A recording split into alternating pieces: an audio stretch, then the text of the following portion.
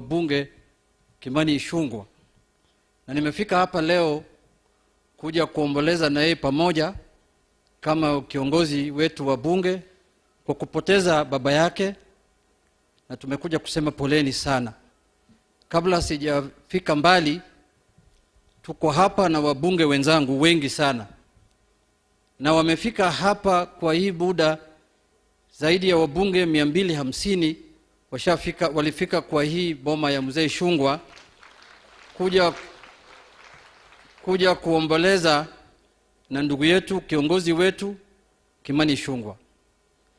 Kwa sababu ya muda na saa, sidhani kama tunaweza pata nafasi sisi wote kuongea.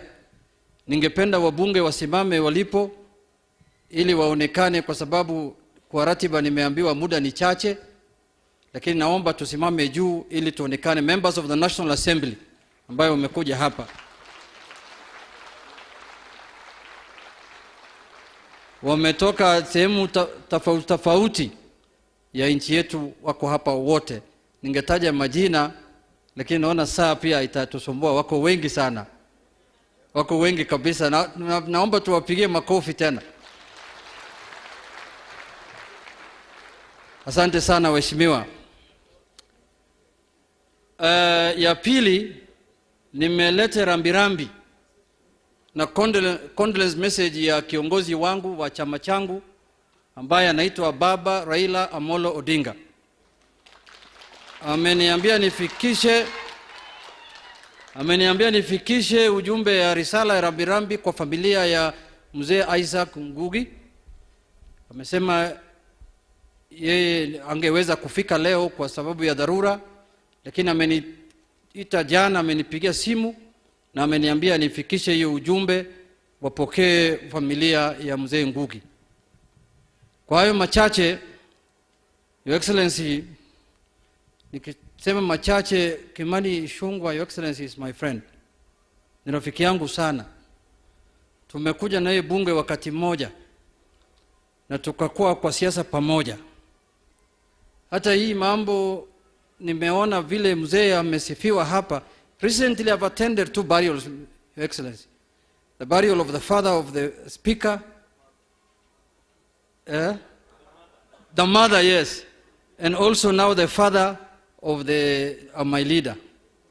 Your Excellency, I've come to realize how families are brought up in a manner that shows the current people we are working with in Parliament, how they have been brought up by their parents, Your Excellency. You can see the history Mzee Ichung'wa has, and I have seen some traits and some qualities that my leader has inherited from his father. When we are debating in Parliament, I normally call him, when I'm fighting for the small traders, I normally say people who run butcheries must be taken care of. I didn't know he inherited butchery work from his father. I've just come to know today. I thought it is him who started. But now I can see that his father who inculcated him in business skills. Excellency, there are some, and the father was also a good driver. But I want to tell Ichung'wa, I've seen 2 things that we are not doing very well. One is that driving. One time you drove me from Parliament to a meeting in Lavington. I was holding my heart with my hand. That one you must improve on it. The second thing I've seen, we are not doing well, both of us now, not only you, is how to take care of your ex with 8 children. That one we are not doing well. That one I must accept. Your ex with 8 children. That one, Mheshimiwa Kimani, we must have a side meeting this evening. We have to meet and discuss those things together. But Your Excellency, this Kimani has been my friend. Actually, what we are doing now in Parliament and in the country and these broad-based and these issues, Your Excellency, the person who invited me to this work is Kimani himself. I must confess here, one day I was I think I was in Palasina Hotel one evening, around 4 o'clock. Kimani called me, told me, where are you? I told him I'm on State House Road, Palasina Hotel. He said, come to my office in Kilimani area. I think he's an accountant. That's what where he does his accountancy. So I went to that office and he told me, my friend, We need to work together. We need to bring the country together. We need to have one nation. We are now the leaders. If this country breaks, we'll be blamed. We need to work together. And he talked to me at length for an hour. I told him, leader, I've heard you. You know, I'm just a bishop in charge of the diocese of parliament. Let me go talk to my pope. Then tomorrow, I'll come and see you.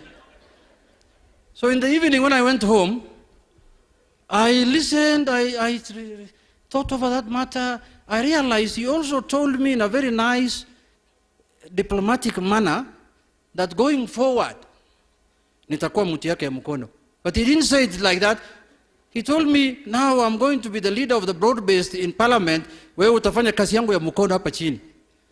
Nikasema, nikafikiria, I'm the minority leader. How can I be? Then I remembered the words of Winston Churchill in the bed, which says that 1 hour in government is better than a day in opposition. Nikaambia yeye. The following day I came to see him in parliament. I told him, leader, sasa mimi ndio mtu ya mkono, wewe lete maneno hapa vile tutaangalia hii maneno ya nchi, tutaendelea pamoja. That is how close we are, and that's how we interact every day. So, Your Excellency, in conclusion, I want to thank him for leading us very well in parliament. You know, Your Excellency, the last formation of opposition in this country is us. Mimi ni mtu ya opposition. Lakini siku hizi juu nimeona syllabus imekimbia haraka sana. And you know, we are major stakeholders in opposition. We have not even handed over properly. But syllabus inakimbia. Unajua wakati yetu, kama next year December, ndio tunafungua maneno ya matusi. Next year December. Sio sahi. 1 year to the election, ndio tunafungua hii mlango ya matusi. Hii naona sasa imefunguliwa mapema. Mimi naona hii syllabus paka watu wakae chini waangalie tena. Kwa sababu after 1 year to the election, I remember in 2013, 2007, 2022, nilikuwa huko. 1 year to the election, tulikuwa tunakumbusha mtu, wewe ni mtu mjinga, sura yako ni mbaya, umetoroka na bibi ya fulani. 1 year to the election, sio sahi. Sahi ni mapema. By the time we reach the election, matusi itakwisha. You have to reserve something. Weke zingine nyuma. So kwa hayo machache, nimesema asanteni sana. Mungu awabariki. Tutaonana tena. Nataka kualika kiongozi yangu ya Senate, Majority Leader Honorable Aaron Cheriot.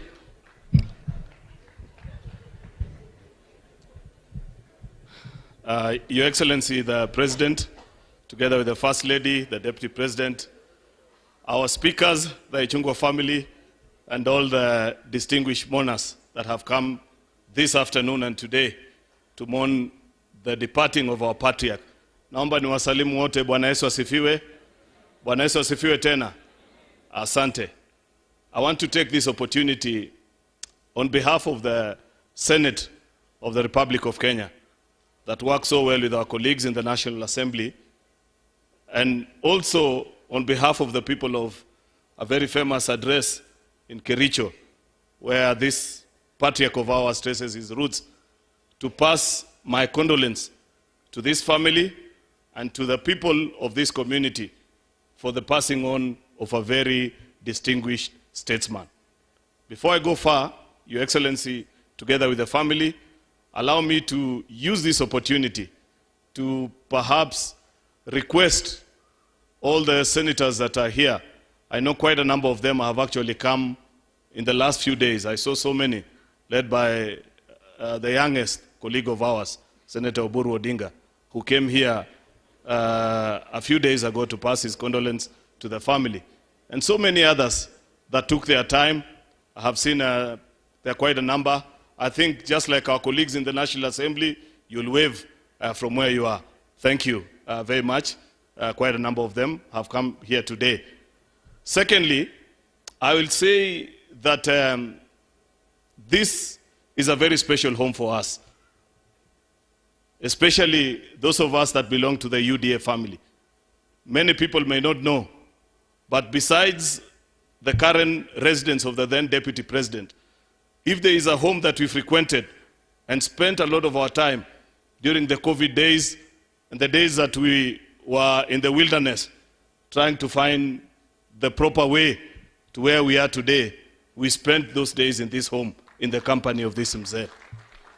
In fact, I said this last week, and Ichung'wa, you recall that UDA as a party, if it was to have a home address of where the decision to depart from our former party and move to UDA was made, it was in this particular home where we are today. At that time, His Excellency the President, the eternal optimist that he is, still believed that it was possible to mend ways and find comfort where we belonged. But 90% of the team that he led at that time believed that our days were over. And that decision was taken in this home. And after that, as you all know, we moved from here and God granted us success. So I can confidently say that this is a blessed home. The things that we planned here, Mungu alitusaidia na tukafaulu. Ya pili, Your Excellency, ni kwamba kama vile imesemwa na Mheshimiwa Kimani Ichung'wa alinikumbusha wiki hii wakati tulikuja, kwamba mara mingi tulikuwa tukikuja nyumbani hapa, Mzee alikuwa anatupatia nyama na hiyo kitu ingine walisema walikuwa wanaongeza. There is one time, and it was the only time it was served, because nimesahau jina, but Kimani told us, alisema sijui inaitwa nini. Tuliletewa sisi wote na ikaeko kwa vikombe hapa. Na sababu sisi kidogo huwa tunaangalia kwanza kiongozi wetu anafanya nini, niliangalia na wewe hukuonja hata kidogo.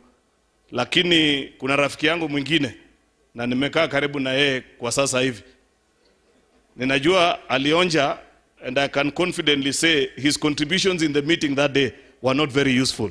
Sijui ilikuwa na nini, lakini niliona baadaye Kimani aliambia Mzee, hii ni watu ya AIC. Baada hiyo siku hiyo maneno haikuwa inaletwa tena. So this is a very important home for us. We celebrate this Mzee.